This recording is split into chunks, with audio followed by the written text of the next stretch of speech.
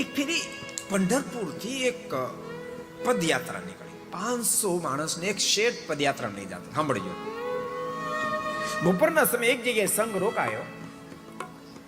બધા જમવાની તૈયારી કરતા તે વખતે આકાશવાણી થઈ. શેઠને એકને સંભળાણી કે શેઠ, આ ફેરી તમે દર વર્ષે શેઠ સંઘ કાઢતો, આ ફેરી તમે સંઘ કાઢ્યો છે, પણ આ ફેરી યાત્રા તમને કશું ફળ મળશે.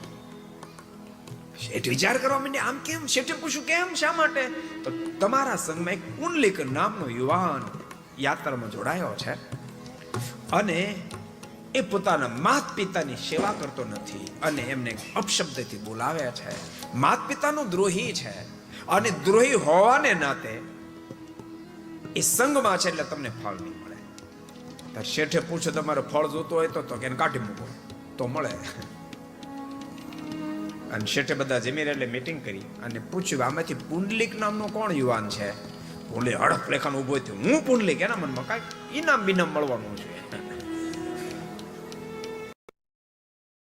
પુંડલિક, તું પાછો ઘેરે જા, હું તને યાત્રામાં નહીં લઈ જાઉં. કેમ? મારે યાત્રા કરવી છે. તું યાત્રા કરતો તને તો કાંઈ ફળ નહીં મળે, અમે નહીં મળે. કે તું પિતૃદ્રોહી અને માતૃદ્રોહી છો. આકાશ વડે કહ્યું છે, બનેલી સત્ય ઘટના.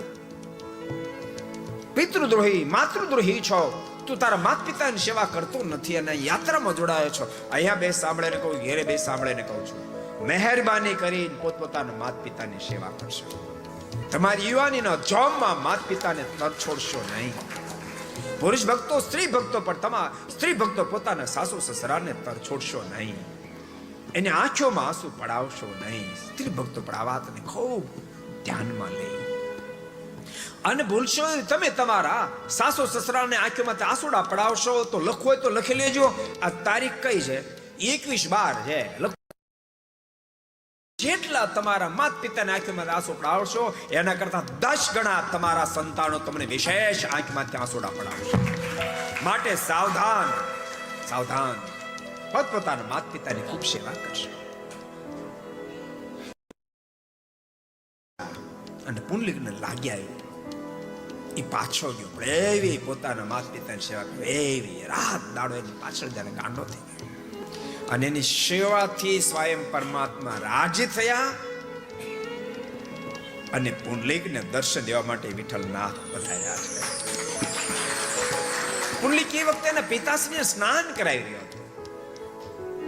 પરમાત્માએ કહ્યું છે, એમાં રથ હતો, પુંડલિક હું વિઠ્ઠલનાથ સ્વયં તને દર્શન દેવા માટે આવ્યો છું. ને એ વખતે પુંડલિકના મોઢામાંથી શબ્દ નીકળ્યા છે, માલિક, અત્યારે હું મારા પિતાની સેવામાં રત છું, માટે હું આપને આવકાર આપી શકું મારી પોઝિશન નથી. અરે પણ તારે આંગણે આવ્યો છું. પુંડલિકે સાંભળ્યું ન જોયું, પડખી ઈટ હતી અને ફેંકી, આપ આના પર જ્યાં સુધી સેવા કરું ત્યાં સુધી ઉભા રહ્યો, પછી આપનું મહેમાન ગતિ કરી છે.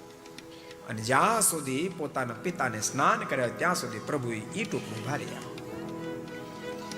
અને સ્નાન કર્યા. પરમાત્માની પાસે માફી માંગી, કૃપાનાથ મને માફ કરજો, મારા પિતાની સેવામાં રત હતો, જેથી કરીને આપનું સ્વાગત ન કરી શકો, માટે આપ મને ક્ષમા કરો. આપ મને દર્શન દેવા માટે પધાર્યા, હું સેવા ન કરી શક્યો. એ વખતે વિઠ્ઠલનાથજીના મુખમાંથી શબ્દ નીકળ્યા, પુંડલિક, આજે હું તને દર્શન આપવા માટે નહીં, તારા જેવા પિતૃ ભક્ત માતૃ ભક્તના દર્શન કરવા માટે આવ્યો.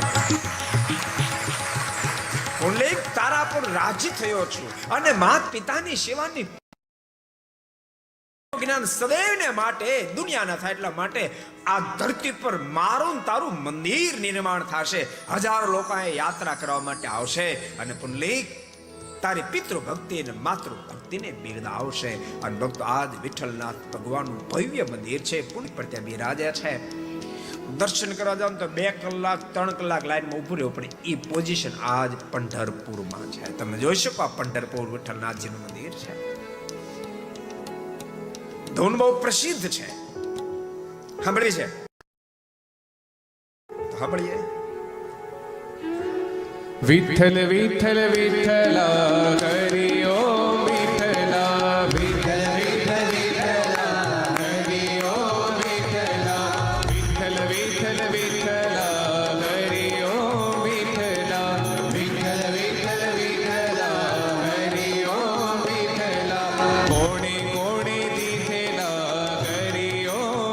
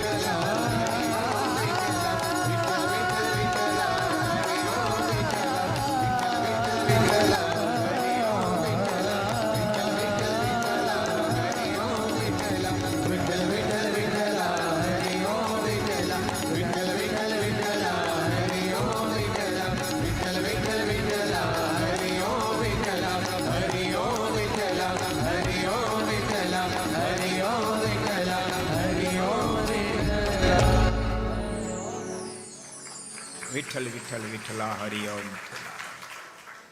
માટે અહીંયા બેસીને સાંભળીને કહું છું, ઘેરે બેસી સાંભળીને કહું છું, પોતપોતાના માતા પિતાની ખૂબ સેવા કરજો. હું તો ત્યાં સુધી કહું, ભગવાનના ભક્તો,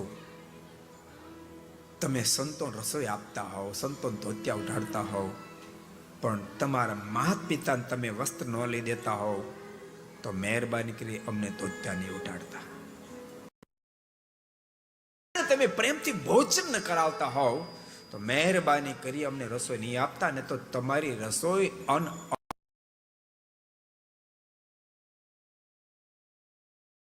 તમે પોતપોતાના માતા પિતાની ખૂબ સેવા કરશો. વડીલોને પણ કહું છું, જ્યાં સુધી તમારી યુવાની હોય, તમારા હાથમાં વહીવટ હોય, ત્યાં સુધી તમારો હુકમ ચાલતો હોય એવો ને હુકમ ચાલુ ન રાખો, એટલી મારી વડીલોને થોડી વિનંતી છે.